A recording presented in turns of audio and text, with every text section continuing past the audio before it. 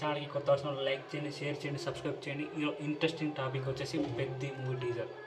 రంగస్థలం రా క్యారెక్టర్, ఒక పల్లెటూరు నేపథ్యంలో రా క్యారెక్టర్, కానీ గేమ్ చేంజర్ ఫ్లాప్ అయింది. అంటే యావరేజ్ సినిమా నాకు బాగా నచ్చింది. కానీ అంతకుముందు వచ్చిన RRR గ్లోబల్ స్టార్ అయ్యాడు రామ్ చరణ్. కానీ ఇప్పుడు పెద్ద టీజర్ చూస్తే ఇక్కడ ఒక ముక్కు పిల్ల రా క్యారెక్టర్, ఒక పల్లెటూరు, ఒక స్పోర్ట్స్ నేపథ్యం జరుగుతుంది. అందుకే క్రికెట్ రివీల్ చేశారు. కానీ నాకు నచ్చిన ఒక డైలాగ్ బాగుంది. ఇంకొకటి ఏంటంటే ఆ గోన సంచి, ఆ సంచిలో ఒక పేగు సించి దాన్ని కట్ చేసి బర్రెలోకి దిగుతాడు. ఆ బర్రెలోకి దిగి అక్కడ క్రికెట్ బ్యాట్ కొట్టి ఇట్లా చాలా బాగా నచ్చింది. So next level. సో నాకే చాలా బాగా నచ్చింది.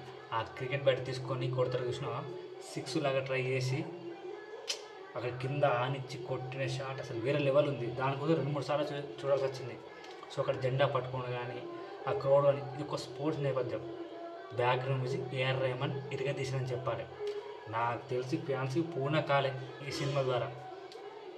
సో నెక్స్ట్ సినిమా సుకుమార్తో ఉంటుంది. కానీ పెద్ద మూవీ ఇప్పటికే రికార్డు బద్దలు కొడుతుంది. ఇప్పటికీ స్టిల్ నవ్ 8 మిలియన్స్ అంటే దాదాపు 80 లక్షల వ్యూస్లో దగ్గర ఉంది, టాప్ రేటింగ్లో ఉంది. సో ఈ బిగ్గెస్ట్ టీజర్ అవుతుంది. రామ్ చరణ్ గత సినిమాలో రికార్డ్ బ్రేక్ చేస్తాడు. ఈ సినిమా మాత్రం కలెక్షన్ మాత్రం వేరే లెవెల్లో ఉంటుంది. నాకైతే బాగా నచ్చింది. బుచ్చిబాబు ఫస్ట్ సినిమా ఏంటో చెప్పండి, నీ కన్ను నీలి సముద్రం. సో ఆ సినిమా ఉప్పెన. ఇప్పుడు పెద్ది. నెక్స్ట్ రామ్ చరణ్ సినిమా సుకుమార్తో. సో ఆ సినిమా తర్వాత పుష్ప 3 ఉంటుంది.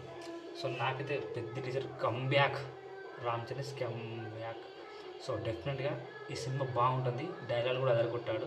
ఆ ముక్కు పుడక నెక్స్ట్ లెవెల్ అంతే. సో నాకే చాలా నచ్చింది, అందుకే మీతో షేర్ చేసుకున్నా.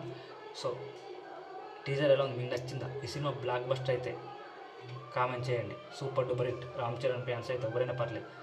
సో ఫ్లాప్ అంటే టైప్ చేయండి. సో నాకైతే బ్లాక్ బస్టర్ టైప్ చేయండి.